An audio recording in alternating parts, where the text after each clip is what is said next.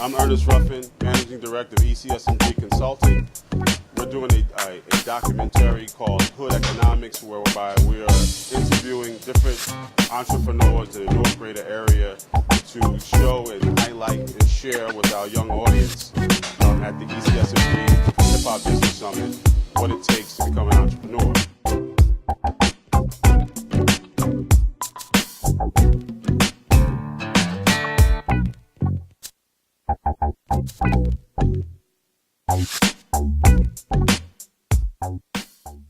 Today we're at the Health Food Herb Center, downtown Newark, talking with Clavon.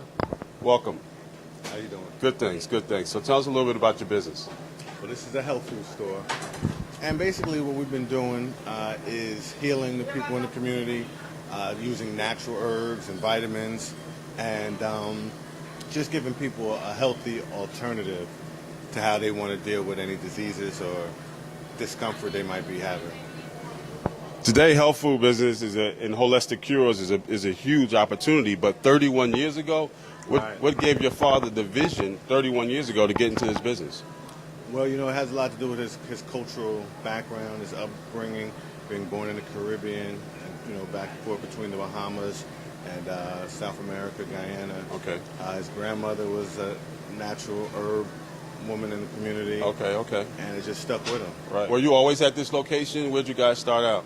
Well, no, actually, his first location was in New York City. Okay. Then he was also on High Street. Right. Newark, in the hood.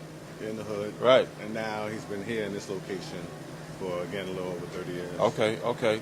So did he tell you about the struggles of entrepreneurship and what it took to get started, and you know how you may have had some difficulties in the beginning to grow into the point where he's now, where he has a steady list of customers and things like that?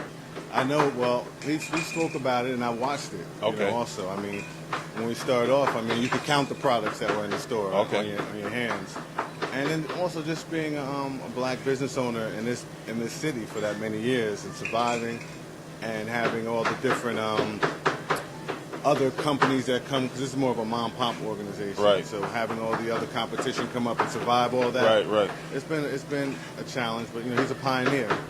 So. And he's still standing and doing great. I mean, I'm a customer here, so you know, I get my health food products here.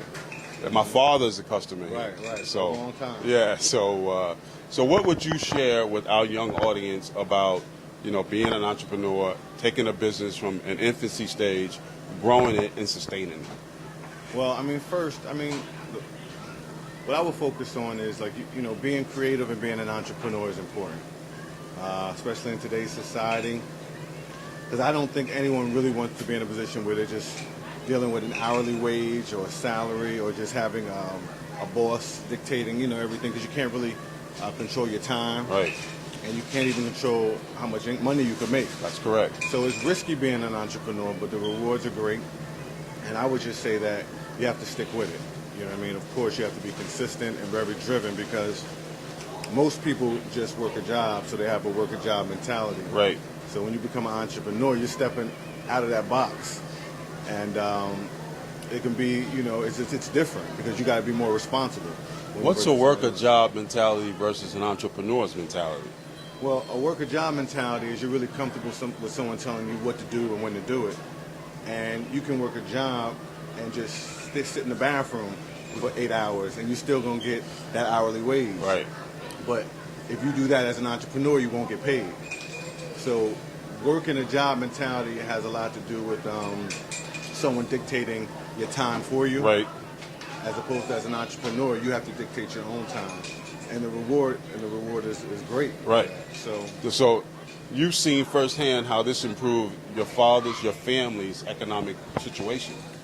Definitely. What type of improvements have you seen with the community? What has this done by improving? How has this entrepreneurship here improved the community on High Street and over here on Broad Street? Well, the main improvement, I would say two things. Number one, I mean, the nature of our business is healing people. Right. So any community that we're in, you know, we're healing people mentally, physically, spiritually. Right. So that speaks for itself. Right. But also, it's also pride and, you know, the integrity. When people see black business in a black community, it's very inspirational. Because, you know, we have like, you know, a lot of other cultures that do business in our communities. The Asian culture, the Spanish, Hispanic, and that's cool. But when you see black people doing business in a black community, it's very inspiring for young people. So that's the most important thing. Thanks, man. Okay. Appreciate it.